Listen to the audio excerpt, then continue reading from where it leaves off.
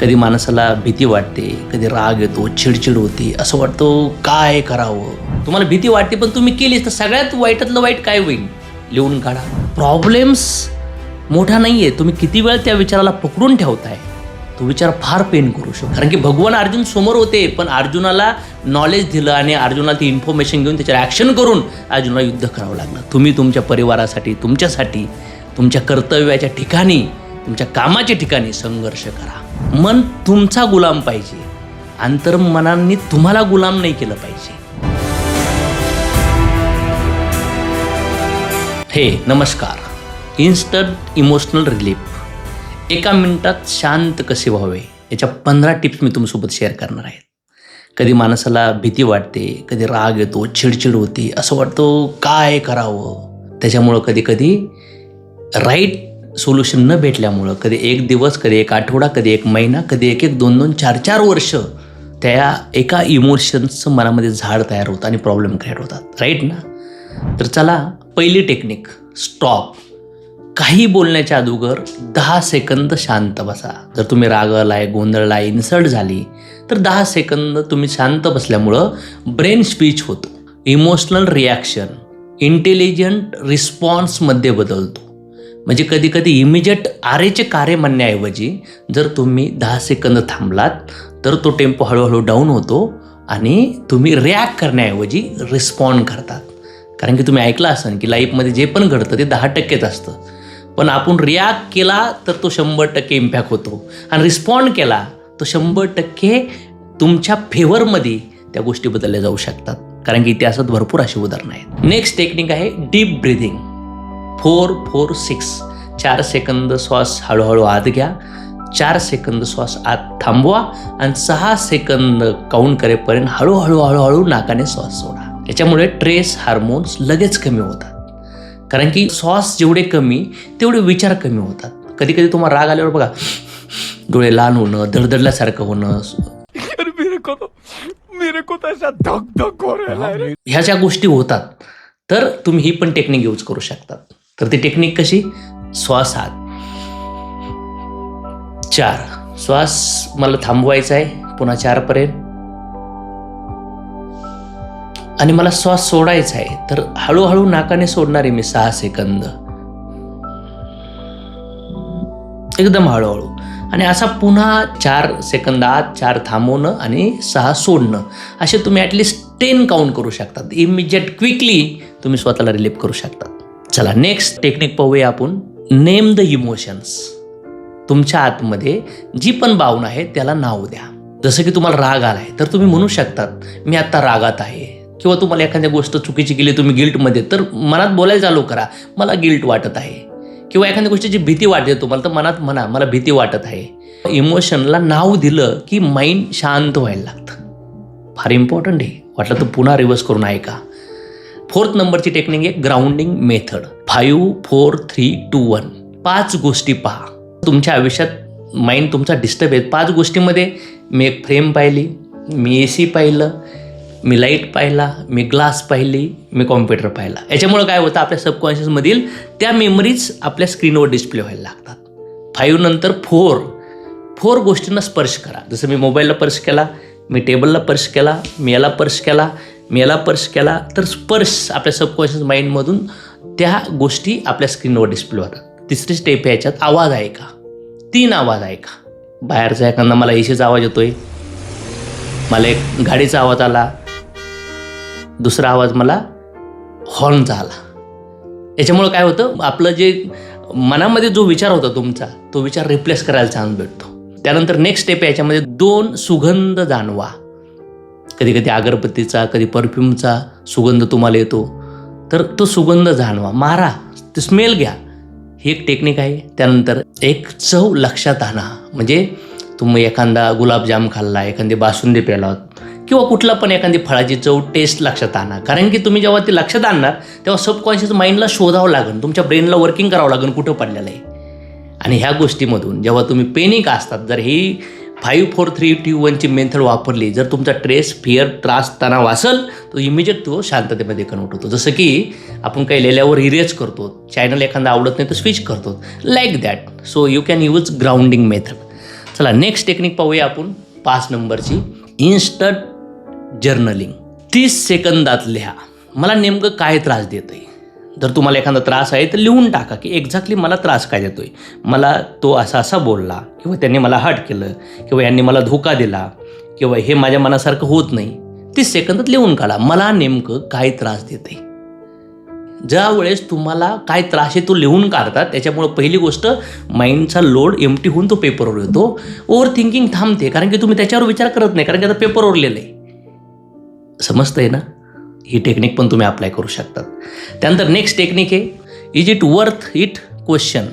एक 2 सेकंदाचा प्रश्न, राग, भीती किंवा पॅनिक आल्यावर विचारा ही गोष्ट 5 दिवसांनी महत्त्वाची राहील का. तर 80% निगेटिव्ह फिलिंग लगेच गायब होतात. व्हिडिओ रिव्हर्स करून ऐका. जेव्हा तुमच्या आयुष्यात अशी एखादी फिलिंग येईन तेव्हा स्वतःला एक प्रश्न विचारा की 5 दिवसानंतर ही गोष्ट तेवढीच महत्त्वाची असेल का. जर हा प्रश्न विचारला तर 80% निगेटिव्ह फिलिंग गायब होतात. नेक्स्ट 7 नंबरच्या टेक्निककडे जाऊ, वॉक इट आउट. शरीर जेव्हा आपलं मुवमेंट करतं इमोशन रिलीज होतात, नर्वस सिस्टम शांत मोडमध्ये शिफ्ट होते. म्हणजे जेव्हा तुम्हाला ट्रेस आहे, त्रास आहे, तणाव आहे, कधी कधी सोप्यावर झोपून, आंघोळ करताना, जेवण करताना बॉडी मुवमेंट नाही झाली, जेवढं माइंड मुवमेंट होतं, जेवढे माइंड स्पीडने पळतं तेवढ्या स्पीडने तुमचं शरीर पळतं का. नाही. मग जर माइंडमध्ये त्रास, स्ट्रेस, चिडचिड प्रॉब्लेम असतील तर बॉडी मुवमेंट करा, पळा, वॉकिंग करा, एक्सरसाइज करा, योगा करा, उड्या मारा, एखादं म्युझिक लावून डान्स करा, ज्याच्यामुळं इमोशन्स रिप्लेस होतील, मन शांत व्हायला लागेल. 8वी नंबरची टेक्निक आहे वॉटर थेरपी. ही थेरपी काय सांगते की तोंड धुवा आणि मस्तपैकी बसून पाणी प्या. Cold water splash is equal to instant mind reset. सकाळ सकाळ बघा उठून तुम्ही गार पाणी जेव्हा मारतात, बरेचसे लोक जेव्हा थकतात किंवा कधी कधी म्हणतो आपण फ्रेश व्हायचे, तोंडावर पाणी मारल्यानंतर आपल्याला फ्रेश व्हायला लागतं. राग आहे, चिडचिडे, गोंधळ आहे, तरी तुम्ही शांत होऊ शकतात. आणि त्यानंतर पाणी पिल्यामुळं नॉर्मल वॉटर जेव्हा तुम्ही पिता हळूहळू तेव्हा ब्रेन रिलॅक्शन मोडला येतो, डिहायड्रेशन प्रॉपरली होतं, कारण की शरीरामध्ये आज जर बघितलं तर 70-72% पाणी आहे आपल्या. नेक्स्ट टेक्निक आहे गिल्ट रिलीज फॉर्म्युला. तो फॉर्म्युला आहे SORRY, sorry. Yes for stop blaming your self. स्वतःला ब्लेम करू नका. तुमच्या आयुष्यात तुमच्याकडून जर काही ॲक्शन झाल्या असेल तर you are not responsible, just तो इव्हेंट, ते ॲक्शन्स रिस्पॉन्सिबल आहे. सीतामातेने कधी स्वतःला गिल्ट केलं आहे, कधी ब्लेम केला आहे की मी हरीणच का बघितलं, मी लक्ष्मणालाच का पाठवलं. नाही. Yes for stop blaming. स्वतःवरचा ब्लेम सोडा, कारण की तुम्ही जर ब्लेम करत राहिल्या त्या थॉटला काय करताय, त्या बीजला फार मोठं करताय तुम्ही. ओ म्हणजे वून युअर मिस्टेक. जर काही मिस्टेक झाल्या तर ॲडमिट करायला, ॲक्सेप्ट करा. येस, ॲक्सेप्ट केल्यावर आर्ग्युमेंट फिनिश होती, लर्निंगला स्कोप होतो, न्यू बिगिनिंग होती. R for rectify. दुरुस्त करा. ज्या चुका झाल्यात त्याला दुरुस्त करण्याची जबाबदारी घ्या. R for release. जुनी चूक सोडा. जर भूतकाळात काही घटना घडल्यात, कोणी तुम्हाला धोका दिलाय किंवा तुम्ही कोणाला त्रास दिलाय, व्यवहार बिघडलेत, सोडा. कारण की ते बॅगेज, तो वेळचं घेऊन उंच उडू नाही शकत तुम्ही. लोड सोडावं लागेल. जे तुम्ही जेवण करतात, वॉशरूमला जावं लागतं, टॉयलेटला जावं लागतं, म्हणजे इन झालं तर आउट होणार आहे. जर तुम्ही नुसतं इन करत राहिले आणि तुम्ही तो गार्बेज सोडलाच नाही, रिलीजच नाही केलं तर फार त्रास होऊ शकतो. आणि Y means yes to new behaviour. Guilt release formula is sorry. आणि सॉरीचा डिटेल फॉर्म्युला मी समजवला आहे. वाटलं तर स्क्रीनशॉट घ्या किंवा रिटर्न जाऊन प्रॉपरली अंडरस्टँड करा. फक्त सॉरी सॉरी सॉरी नाही, सॉरीमध्ये फार मिनिंगफुल गोष्टी धरलेल्या आहेत. सो नेक्स्ट जो पॉईंट आहे 10 नंबर, फिअर ब्रेकर. वर्स्ट केस, बेस्ट केस, रिअल केस. वर्स्ट केस, सगळ्यात वाईट काय होईल. जेव्हा आयुष्यामध्ये तुमच्या भीती असते एखाद्या गोष्टीची, तर तुम्ही एखादी गोष्ट जर केलीच, तुम्हाला भीती वाटते पण तुम्ही केलीच, तर सगळ्यात वाईटातलं वाईट काय होईल लिहून काढा. बेस्ट केस, जर ही तुम्ही करता ही गोष्ट झालीच चांगल्या लेवलला, तर सगळ्यात बेस्ट काय होईल. रिअल केस, प्रत्यक्षात 90% वेळा मध्यमच होते. जे तुम्ही करतायतलं 50%च झालं तर काय होईल. आणि जेव्हा ह्या 3 स्टेजमध्ये तुम्ही पॉईंट लिहितान तेव्हा फिअर डिझॉल्व इन्स्टंटली. तेव्हा तुमचा लोड हलका होऊन जातो. कारण की मी हा मोबाईल असं जर धरला 10-20 सेकंद 1 मिनटं तर काही वाटणार नाही, पण 3-4-5 मिनटं धरला ना असा हात व्हायला लागेल. आणि मी अर्धा 1 तास धरला तर माझा हात गळून जाईल. म्हणजे प्रॉब्लेम्स मोठा नाही आहे, तुम्ही किती वेळ त्या विचाराला पकडून ठेवताय तो विचार फार पेन करू शकतो. सो इन्स्टंट जर तुमच्या फिअरला ब्रेक करायचा असेल, सगळ्यात वाईट काय होईल, सगळ्यात चांगलं काय होऊ शकतं आणि याच्यात मीडियम झालं तर काय होऊ शकतं, हे जर अंडरस्टँड केलं तुमचा पेन फिनिश होऊ शकतो. सो नेक्स्ट पॉईंट आहे पॉझिटिव्ह सेल्फ कमांड. ज्या वेळेस तुम्हाला राग आहे, त्रास आहे, चिडचिड आहे, गिल्ट आहे, प्रॉब्लेम आहे, फार निगेटिव्ह ऐकले, बोललाय, तुम्ही स्वतःशी पॉझिटिव्ह बोलायला लावा. स्वतःशी पॉझिटिव्ह अफर्मेशन करा.